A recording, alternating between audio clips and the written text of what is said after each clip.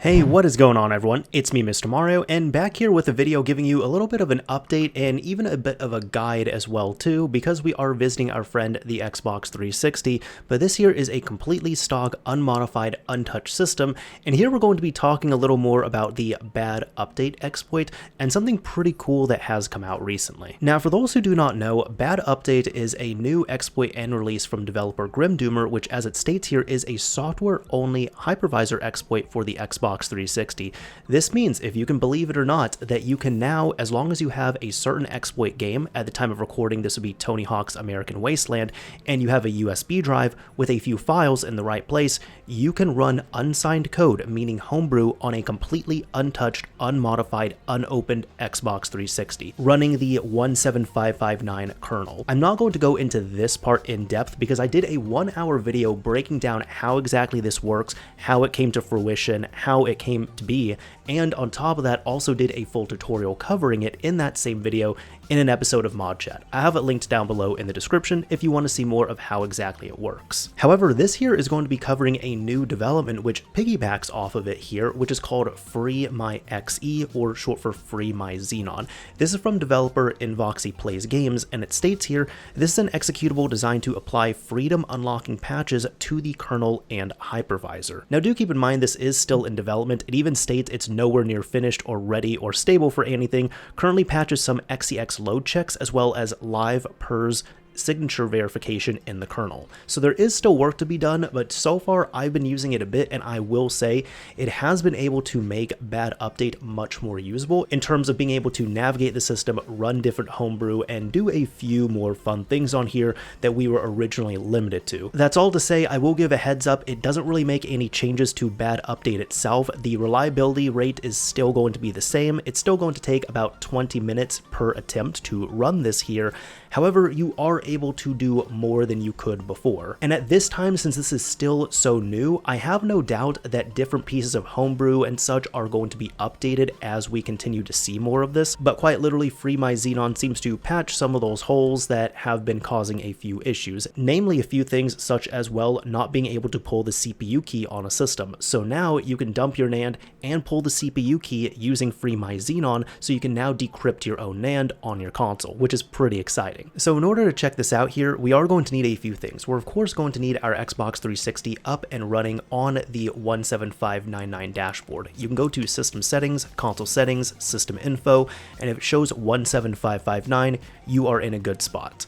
We are also going to need, of course, a USB drive in order to transfer some files to and from the system here, which we can go ahead and set that up real quick. If you have a USB drive you want to set up, the easiest way in my opinion here is just to format it on the Xbox 360. You can plug it into your console, go to System, go down to Storage, and find your USB storage device. Now keep in mind this is going to wipe any data off of this USB drive, but you can press the A button if this is showing up as unformatted, or press the Y button, go down to Format, say yes, and give it a few seconds. And once it is complete, you should have a completely wiped and ready to go USB drive. And there we go. Now the next thing we are also going to need is of course our exploit game. Now since this is using Xbox 360 bad update, I know that there's going to be some more games that are being found, being worked on, and probably being added to this, but at the moment the only exploitable game right now is going to be Tony Hawk's American Wasteland, so at this moment that's the only one I'm going to be covering here. Since I have it on disk, and since this does take some time to run, I would recommend in the background, if you have not done this yet, go ahead and install this game.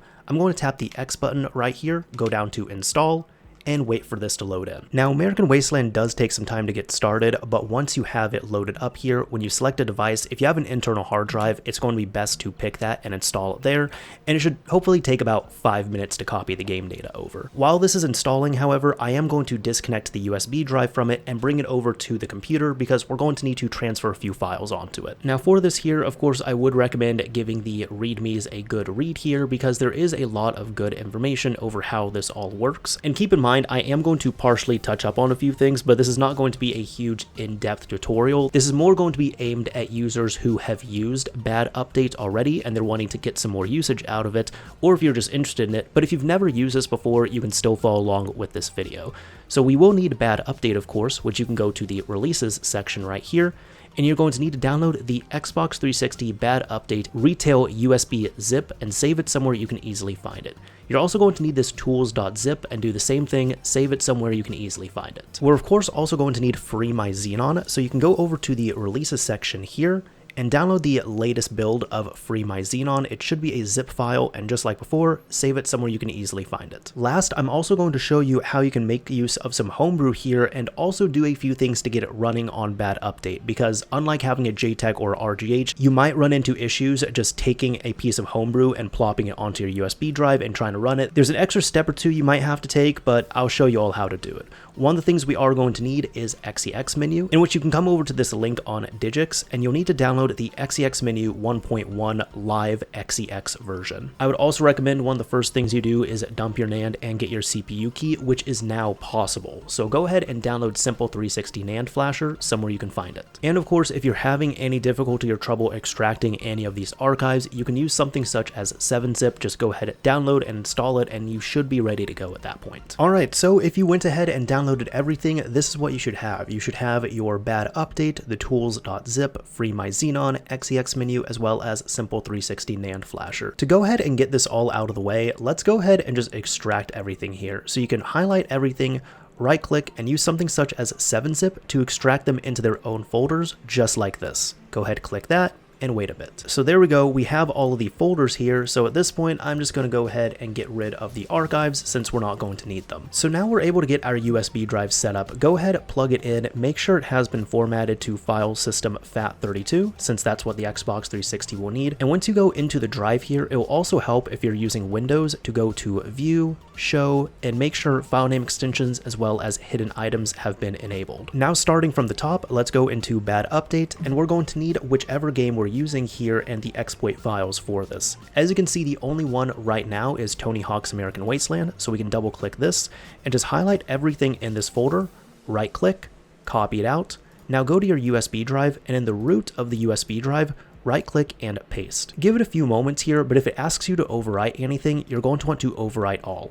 And there we go, everything's been copied over. Now we do need to change the payload itself, so for this you need to go into FreeMyXe, and you should see a text document here, which you can give this, if you want to, you can give this a quick read. However, we really just need the executable itself. So for this, you need to grab the FreeMyXe.xex, right click, copy it out, X out of here. Now in your USB drive, go into the Bad Update payload folder, find the default.executable, and go ahead and delete this. Now right click and paste your new executable right here. Once it's been copied over, you also have to rename it. So right click, rename, and call it default.xex. It needs to look exactly like that. So there we go, we've now been able to swap out the payload. Let's also work on getting XEX menu on there, because once we have this all booted up, we are going to need a way to get back into our homebrew while the system is on without rerunning the exploit or rebooting the system. So for this here, you can open up the XEX menu folder, and you're going to be looking for the XEX menu 1.1 live archive. You can right click this and extract it into its own folder. Now once this has been extracted, go into the live folder, and you should see a folder called code 9999. You need to right click, copy this out. Now go to your USB drive, go into the hidden content folder, and that's why again you need to verify that hidden items has been enabled. Go into the content folder, go into the zeros folder, and right click and paste your code folder right here. And there we go. Now for our last step here, I'm going to show you how you can set up Homebrew on here. And for this example, I'm going to be using a Simple 360 NAND Flasher. However, I've been able to use these steps with other applications such as XEX menu, Aurora, Dash Launch as well too, and they've been able to work. Although with Dash Launch, do not install it if you get a prompt to install it. Just do not install it. Very easy way to brick your system.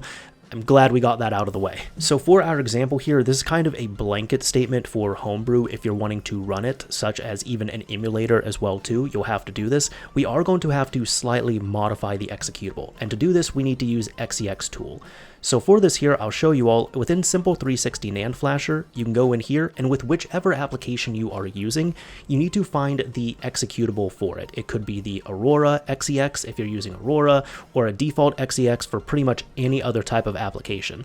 But the first thing I'd recommend doing is just make a copy of this. So you can copy, paste it out right here, And then once that's been copied out, we can call this something such as default.original.xex, something like that. And that's going to be the untouched version. But the regular default one, this is the one we need to modify. What we can do is right click and cut this here. Now we need to go into our tools folder, go into XE Patcher, and right here you should see XEX tool. You're going to right click and paste in your executable right here. Now we do need to run XE tool, and there's one command you have to run on any executable you want to try out here. We do need to open up command prompt, and within Windows, you can go to your address bar right here, click into it, and then at the front of your path, you can type in cmd space and then hit the enter key. This should now bring up the command prompt, and here you're going to have to type in this command, which will be xextool.exe space -m space r space -r space A, and now you need to type in the name of your executable, which mine is default.xex. If you want to make it a little simpler, you can put in DE and then hit the tab key, and it should auto-complete it for you. So now hit enter, and what this is going to do is it's going to go in and remove any type of limitations on the executable itself, and it's going to make sure that it is a retail executable. Because keep in mind, if you're using bad update for any executable you run, you need to remove any type of checks like this, and you need to still make sure it is retail. Now that that's completed, we can close out of here, and our modified default executable, we can go ahead, cut that back out, X'd out of here, and paste it into the folder for Simple 360 NAND Flasher. Again, this was one example of an application, but you're going to need to do this for any type of piece of homebrew you want to run using bad update. Once that's been modified, we can now copy out the whole homebrew folder. Mine is going to be the Simple 360 NAND Flasher. Go into the USB drive, and you can paste this wherever you want to here. I'm personally going to make a new folder, call it apps, and then inside of here, I'm going to right click and paste. And since this is copied to the USB drive, I'm just going to get rid of the default original. So there we go. It should look something like that. From here, I will say this is more of a starter deployment, but if there's any other applications you want to put on, you're more than welcome to do so. However, any type of extracted disk-based game, I was getting game errors, so your mileage may vary on that. I have no doubt this is going to change here in the coming days and weeks, but this is just how it is very early on. Either way, once your USB drive is all ready to go, you can go ahead, right-click, eject it, and then move it back over to your console. Now, in the time it took to do all that setup, your game should have finished installing, so we should be good on that front. Now, plug your USB drive back in, and we are going to need to sign into a specially crafted profile that has been made with our save. So go ahead, open up your guide, go to sign in, and find the player 1 account on your memory unit and sign in. You might also get this Xbox Live message. We can exit out of here, but actually speaking about that, one thing before we start doing this, if you haven't done it before, the thing that I've been recommending to people is to keep your system offline. So you can go into System Settings, you can go to your Network Settings, and from here, physically disconnect your console from any networks, and go ahead and forget or disconnect from your Wi-Fi network if you have one on there. It would just best be recommended to keep this system offline, because do keep in mind, this system doesn't have any kind of protections on it since it is a retail console. Now we can exit out of here, and another thing I want to show you all is if we go into storage, I ended up adding a few other things here. I can go to my USB drive, and one thing, for example, is if we go to demos, you see that this is showing up as corrupted. This here is XEX menu, and hopefully by the end of this, it should actually work. For what it's worth, you're also probably going to need to run this several times before you get a successful boot up on here. So for that, I do also recommend you can bring up the guide here, go to your profile, go to sign in preferences, and make sure profile auto sign in is on. You could also, if you want to, these are just optional, go into system, console settings, go to startup and shutdown, and for the startup, you can set it to start disk if you're using Tony Hawk. That way, whenever you reboot the system, it will start booting up Tony Hawk if it's still in the disk drive, and it will automatically sign into this profile.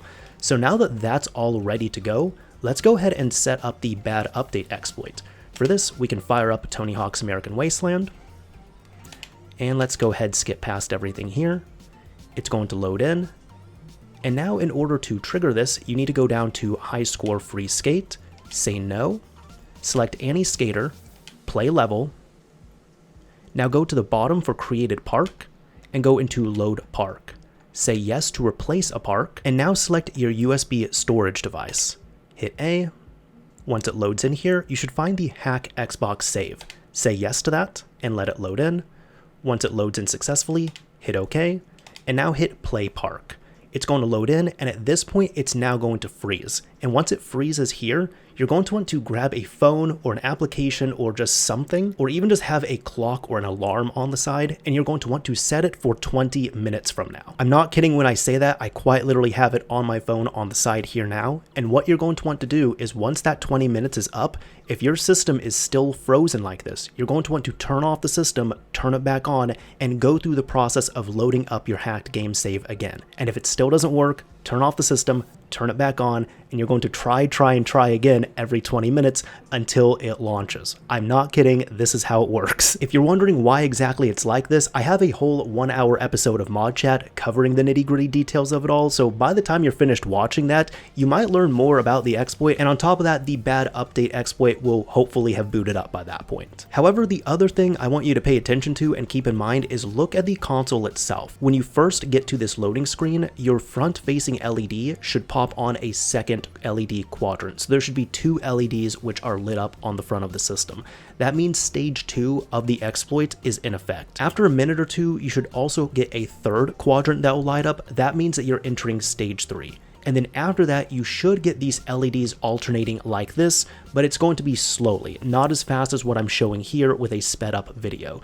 This is good. That means that stage 3 is currently running. And finally, the good news is if you get to the end of the exploit chain and it launches stage 4 successfully, all 4 LED quadrants will be lit up, and that's what we're waiting on. So at this point here, going back to our actual system, there's really nothing else to do but wait. Again, make sure you have that timer set for 20 minutes. Now, to give you all an idea of this here, this is what you should see when it successfully runs. However, in order to get to this point, this took me 3 attempts, and in total, it took me about 53 minutes to get here.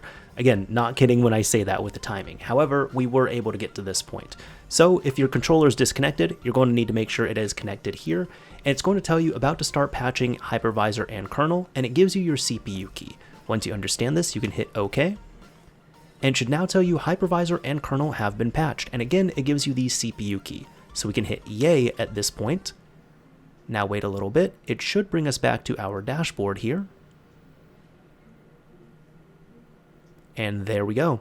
So now at this point, it looks like nothing has been modified, but here's something I want to show you all. We can go over to our settings, go into system, go to storage, the same USB drive is plugged in, but if you check the demos, check it out, XEX menu is now showing up, while as just a few minutes ago, or about an hour ago for me, it was showing as corrupted. So that means that that has been successfully patched, which is great. So now if you're actually wanting to try out some homebrew, you can go over to your games section and go all the way to the end, and we're looking for XEX menu. Go ahead and tap A, wait a few moments, and as you can see, XEX menu is now loading up. So this might be your first full homebrew application that you might have been running at this point. Now to navigate this, it might be a little bit odd and it will take some getting used to, but you can tap the RB button and it should bring you over to your storage devices. And from here, you can tap the left or right buttons on your D-pad. So if I hit right, it brings me to HDD1. I can go over to HDDX. The DVD drive is right there, the flash is right there, but here we go, our USB drive is showing up with all the contents that we've copied over. So for this, I'm going to go into apps, and you can launch any of the other applications here, as long as of course they have been modified properly with XEX tool. The first thing I'm going to recommend running here is Simple 360 NAND Flasher. Tap the A button, find your default executable, and tap A yet again. This is now going to bring up Simple 360 NAND Flasher, and check it out. We do now have our CPU key, as opposed to what I was getting before when I tried this out without FreeMyXe. I was not able to get the key. But if you want to, you can tap the X button right here, give it a few moments, and it's now going to dump your system flash onto your USB drive. And once this is done, I would recommend backing this up somewhere to a safe place, because again, this is your console's flash. That means if anything gets messed up with your NAND and it causes your system to break, you can always take this flash dump and restore it back to your system, as long as you're willing to open it up and hook up a hardware flasher to it. Once that's done, it says press any key to exit, so we're going to tap the A button. And here we go, it brings us back to the dashboard. Real quick, now that we've been able to run Simple 360 NAND Flasher, it would be a great idea to grab the backup of our NAND.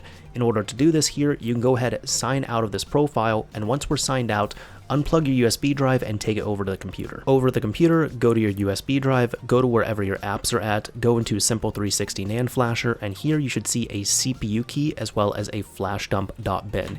You're going to want to grab both of these. You can right click, copy, or cut them out. And let's go ahead and make a new folder on our desktop. We're going to call it here, for example, console backup, something like that. Go into the folder itself and go ahead and paste everything in here.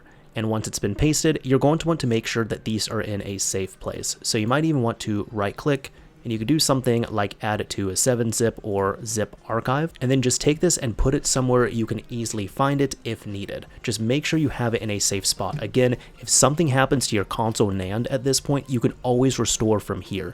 And since we have the CPU key, it can be decrypted. Now that we've got that backup done, we can go ahead, eject our USB drive, take it back over to the console, and sign back into Player 1. And just like before, if we want to go back into any Homebrew, we go to My Games, and we can go into XEX menu 1.1. Here, again, you'll just have to tap the RB button. You can go into Apps. Now here, as an example, I have Dash Launch, and if I go to the installer and tap A on default executable, it should load up, and right here, as I said earlier, you do not want to install this here. You do not want to install this, just go over to cancel and hit the A button. But you can see here that it does at least launch. And if you hit the LB or RB buttons here, you can go to System Info, and over here you're able to get your console specific values. I know here, for example, it is showing the CPU key. It's still not showing the DVD key for this. However, since we have the CPU key, if we need to, we can pull the DVD key by decrypting it using JRunner. In order to exit this, however, I'm going to press the B button and go down to Quit and hit OK. And it should bring us back to the dashboard. Now, the thing that you need to know about this right now is that currently, after it has successfully run, while the system is up and running right now, it is technically in that modified state and in a modified environment, much like if this is a tethered modification here. So that means that while the system is up and running successfully, you are able to go back in here, you can go over to XEX menu, and you can go ahead and launch whatever Homebrew you want to on here, which is great. Well, within limitations, of course. There's still going to be Homebrew that does not work. However, keep in mind, if you run an application which crashes your system, if your system ends up freezing, or if you turn your system off and turn it back on, you are going to lose this access. And if you lose this access, that means that you are going to have to go through the process of running through Tony Hawk again, loading up that save, and waiting for the exploit to fire off before you can load up your Homebrew. So just keep that in mind. Unfortunately, also, the Xbox 360 does not have a sleep mode, so you can't just put your console to sleep mode or rest mode. It's either on or off. However, something else we can try here is going into SNES 360. I'll go over to the executable right here, and just like all the other ones, I have modified these here. But if you wait, check this out, we immediately end up getting a achievement right there. So that's why it's good to at least run on the profile one, like the burner profile, and this is why I've recommended staying offline here. And as you can see from this, we're able to now launch SNES 360 so we can play some of our favorite Super Nintendo games. Now, I'm kind of saving the best for last here because I know a lot of people have asked about this, but people have wanted to know, do dashboards such as Aurora work? Well, check this out. Again, all of these executables I end up running through XEX tool, but if we give this a bit here, looks like my USB drive is flashing, so that's a good sign. Boom. There we go. We have Aurora. Now keep in mind here, depending on the content that you have on your system, it might take a while here at the beginning because it goes through and it backs up every single title update which is on here. Now, I've run Aurora on this system before, and this here is going to take a few minutes to back up all the title updates, so let's just give it a little bit. Alright, and there we go. It took several minutes, but it had to go through that process just to back up all of the title updates, which is at the beginning. But as you can see right here, this here is the Aurora dashboard. Now, it doesn't look as nice because, again, I'm not connected to my network or online, so it's not able to download the covers. However, I still have the DVD for American Wasteland in the disk drive, so that is the one that's showing up. But if we want to have a little fun here, we can go over to Start, go to Content, for example. I'm going to add a path. We're going to change the path to, in my case, it's going to be USB 0, Content. I'm going to hit Y on the zeros directory. Depth of 2 is fine. Save, scan now.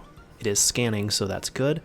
And there we go, it was able to find a few other things here. Now I would at least like to show one game working before we finish this up here, and for this, well, we are going to be going with a goodie right here. Now this is an Xbox Live Arcade game that's been extracted, and I did end up modifying the executable through XEX tool, but if we go ahead and give it a launch here, it is going to take a bit. It's at this black screen, and here we go. All right, there we go. You all already know.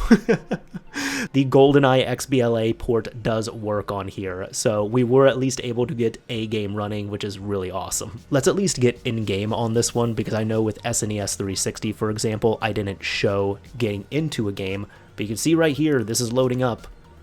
And yeah, this is not your eyes deceiving you. There is a button that switches between the original graphics and the updated graphics right here, but it is working. It is running right here. Check it out. That's just awesome. I love it. Now for one last thing, and this is a little goodie for people who have made it to the end of the video, because this was actually not in the README for FreeMyXe, but I did speak with InvoxiPlaysGames, and she told me she ended up integrating USB-D sec patch into the payload. What does that mean?